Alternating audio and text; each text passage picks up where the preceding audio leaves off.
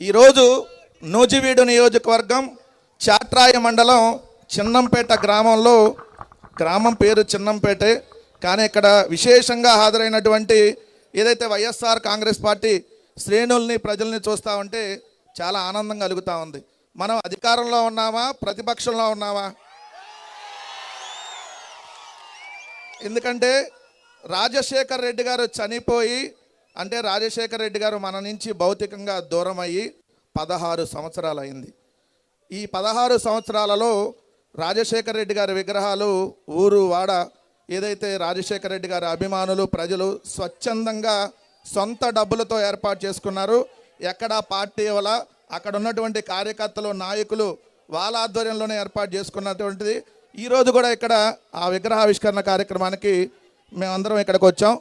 ముందుగా ఇక్కడ ఒక మాట చెప్పాలి, ఎందుకంటే వేదిక మీద ఉన్నటువంటి పెద్దలందరినీ పేరు పేరున, ఎందుకంటే టైం లేదు కాబట్టి వేదిక మీద ఉన్న గురువులందరికీ నమస్కారాలు తెలియజేస్తూ, వైఎస్ఆర్ కాంగ్రెస్ పార్టీ కార్యకర్తలకి, నాయకులకి కూడా నమస్కారాలు తెలియజేస్తూ, నిజంగా రాజశేఖర్ రెడ్డి గారు అంటే మేము దగ్గర నుంచి చూడకపోయినా రాజశేఖర్ రెడ్డి గారి కొడుకు వెంట నడిచేటటువంటి అవకాశం దొరికింది.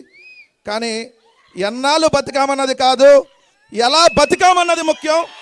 రాజకీయాల్లో విలువలు ఉండాలి, రాజకీయాల్లో విశ్వసనీయత ఉండాలి. ఎన్నాళ్ళు ముఖ్యమంత్రిగా పనిచేసామని కాదు, ముఖ్యమంత్రిగా పనిచేసినంత కాలం ప్రజల గుండెల్లో చిరస్థాయిగా నిలిచిపోయేలా పరిపాలన అందించామా లేదా అన్నది ముఖ్యం అని చెప్పి సాటి చెప్పినటువంటి నాయకుడు, దివంగత నాయకుడు, మన ప్రియతమ నేత డాక్టర్ వైఎస్ రాజశేఖర రెడ్డి గారు. కేవలం 5 సంవత్సరాల 3 నెలలే పరిపాలన. ఎందుకు ఈ మాట చెప్పాల్సి వస్తుందంటే, ఈరోజు నేను పత్రికల్లో చూస్తే చంద్రబాబు నాయుడు గారు ఒక స్టేట్మెంట్ ఇచ్చాడు. నిన్న నగరిపోయి, అంటే కామన్గా రోజు జగన్మోహన్ రెడ్డి గారిని తిడతాడు అనుకోండి, దాంతోపాటు ఆయన పొగుడుకుంటూ ఉంటాడు కదా. రేపు 2028 వచ్చేటప్పటికి చంద్రబాబు నాయుడు గారు రాజకీయాల్లోకి వచ్చి 50 సంవత్సరాలు అయిందంట. 50 సంవత్సరాల నుంచి రాజకీయాల్లో ఉన్నాడంట. సిగ్గని పీటలేదా? 50 సంవత్సరాల నుంచి నువ్వు రాజకీయాల్లో ఉన్నావు, 4 సార్లు ముఖ్యమంత్రిగా చేసావు, 4 సార్లు ముఖ్యమంత్రిగా చేసావు. నీ పేరు చెప్తే ఒక్క పథకం గుర్తురాదే, నీ పేరు చెప్తే ఒక అభివృద్ధి గుర్తురాదే. అదే మా నాయకుడు, దివంగత నాయకుడు రాజశేఖర రెడ్డి గారి 5 సంవత్సరాల 3 నెలల పరిపాలనలో ఆరోగ్యశ్రీ కావచ్చు, ఫీజు రింబర్స్మెంట్ కావచ్చు, ఉచిత విద్యుత్ కావచ్చు, కొయ్యి అంటూ 108 కావచ్చు, 104 కావచ్చు, ఇలా చెప్పుకుంటా పోతే ఏదైతే 9 గంటలు 7 గంటల రోజు ఉచిత విద్యుత్ కావచ్చు, ఏదైతే ఈరోజు అంతమంది డాక్టర్లు, ఇంజనీర్లు అయ్యారంటే వాళ్ళందరూ గుర్తొచ్చేది రాజశేఖర రెడ్డి గారు. పేద పిల్లలకి గుండె ఆపరేషన్లు అనగానే గుర్తొచ్చేది రాజశేఖర రెడ్డి గారు ఆరోగ్యశ్రీ పథకం. మరి ఏమయ్యా, ఆయన 5 సంవత్సరాల 3 నెలలే ముఖ్యమంత్రిగా పనిచేసి ఇన్ని మంచి కార్యక్రమాలు చేశాడే.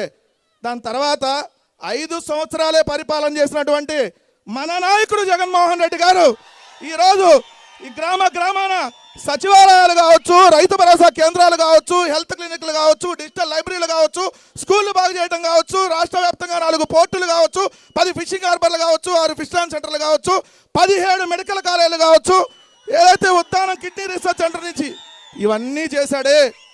ఏమయ్యా, మరి నువ్వు ఇప్పటికీ దాదాపుగా 16 సంవత్సరాల నుంచి ముఖ్యమంత్రి పనిచేసావు, 16 సంవత్సరాల పాటు 50 ఏళ్ళ నుంచి రాజకీయాల్లో ఉన్నావంటే నిన్ను చూస్తే వెన్నుపోట్లు, మోసాలు, అవినీతి, అక్రమాలు, ఎవరిని ఎలా పైకి లేపేయాలి, ఎవరిని ఎలా పక్కకు తప్పించాలి, అక్రమ పొత్తులు, ఇలాంటివి తప్ప ఏదన్నా ఒక గ్రామంలో నీకు సంబంధించిన అభివృద్ధి కార్యక్రమే కనపడదే. మరి ఎన్నాళ్ళు బతికామన్నది కాదు, ఎలా బతికామన్నది ముఖ్యం. ఎన్నాళ్ళు రాజకీయాల్లో ఉన్నాం, ఎన్నాళ్ళు పరిపాలించాం అనేది కాదు, ఎంత మంచి పరిపాలన చేసాం అనేది.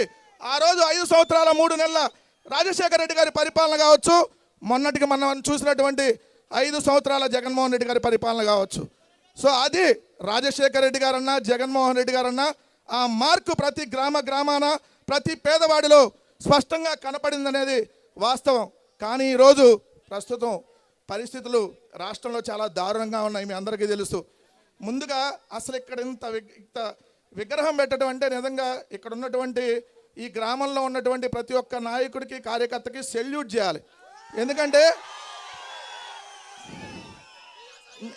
మీ అందరికీ తెలుసు, కాదు అక్కడ ఎవడైనా రాని తొక్కి పడేస్తామని కనపడతా ఉంది. మళ్ళీ కేసు పెట్టే అవకాశం ఉంది. కాదు ఒక్క నిమిషం. అంటే ప్లకార్డు పట్టుకుంటే కేసు, ఫ్లెక్స్ కడితే కేసు, కేకు కోస్తే కేసు, మేకను కోస్తే కేసు, కోడిని కోస్తే కేసు.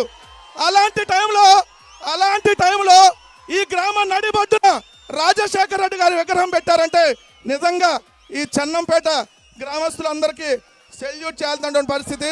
ముఖ్యంగా చెన్నంపేట మన చెన్నారావు అన్న, అదేవిధంగా చాట్రాయ మండల పార్టీ అధ్యక్షులు సుబ్బారెడ్డి అన్నను కావచ్చు, లేదంటే పెద్ద ఆయన రాఘవరెడ్డి అన్నను కావచ్చు, వీళ్ళందరికీ కూడా పేరు పేరున ధన్యవాదాలు తెలియజేసుకుంటా ఉన్నా.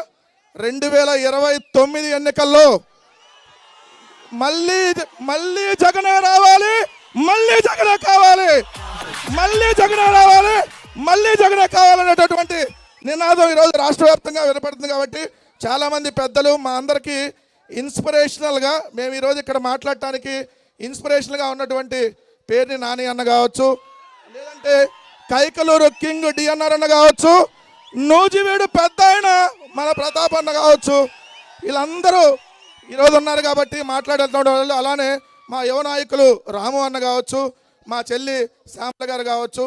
సో వీళ్ళందరూ కూడా మాట్లాడేది ఉంది కాబట్టి నేను ముగిస్తా